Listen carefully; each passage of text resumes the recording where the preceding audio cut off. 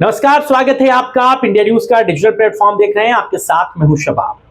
भारतीय विमानन सुरक्षा ब्यूरो यानी कि बीसीएस द्वारा सिक्योरिटी क्लियरेंस रद्द किए जाने पर तुर्की की कंपनी सेलेबी एविएशन की ओर से सफाई पेश की गई है। बयान में कहा गया है कि सोशल मीडिया पर फैलाई जा रही गलत और भ्रामक जानकारी को हम पूरी तरह खारिज करते हैं। कंपनी ने खुद को पूरी तरह भारतीय कानूनों के तहत संचालित, पेशेवर और निष्पक्ष संस्था बताया है। कंपनी ने यह भी कहा है कि किसी भी विदेशी सरकार, राजनीतिक दल या व्यक्ति से वो जुड़ी नहीं है।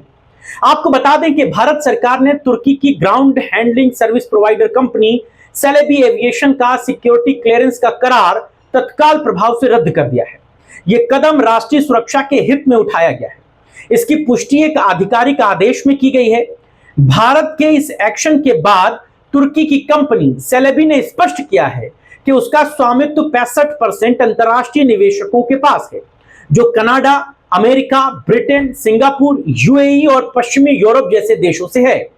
इस 65% में से 15% हिस्सेदारी एक Dutch company alpha airport service बीवी के पास है, जबकि तुर्की के सेलेबियोग्लू परिवार के 2 सदस्यों जान और कैनन सेलेबियोग्लू के पास संयुक्त रूप से 35% की हिस्सेदारी है। दोनों किसी भी राजनीतिक संगठन से जुड़े नहीं हैं। सेलेबी एविएशन ने दावा किया है कि वो भारत में पिछले 15 सालों से काम कर रहे हैं और देश के 9 प्रमुख हवाई अड्डों पर जमीन पर विमान संचालन और कार्गो सेवाएं दे रही है। कंपनी ने बताया कि वो सीधे तौर पर 10,000 से ज्यादा भारतीयों को रोजगार देती है। अब तक $220 मिलियन से ज्यादा का निवेश कर चुकी है।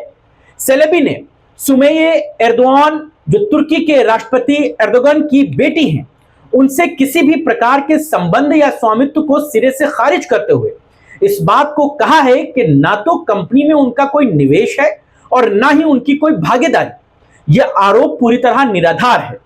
दिल्ली एयरपोर्ट के कार्गो टर्मिनल को लेकर सुरक्षा चिंताओं पर भी कंपनी ने जवाब देते हुए कहा है कि उसकी सभी सुविधाएं भारतीय एजेंसियों जैसे सीआईएसएफ, बीसीएस और एएआई द्वारा नियमित रूप से जांची जाती रही हैं और पूरी तरह नियमों का पालन करती हैं। भारत में निवेश और सेवा जारी रखेंगे। कंपनी ने अपने बयान में दोहराया है कि वो भारत के विमानन क्षेत्र में अपनी सेवाएं जारी रखने के लिए प्रतिबद्ध है और किसी भी तरह की अफवाह या भ्रामक जानकारी को दरकिनार करते हुए पारदर्शिता और पेशेवर मूल्यों के साथ काम करती रहेगी। फिलहाल इस खबर और इस चर्चा में इतना ही।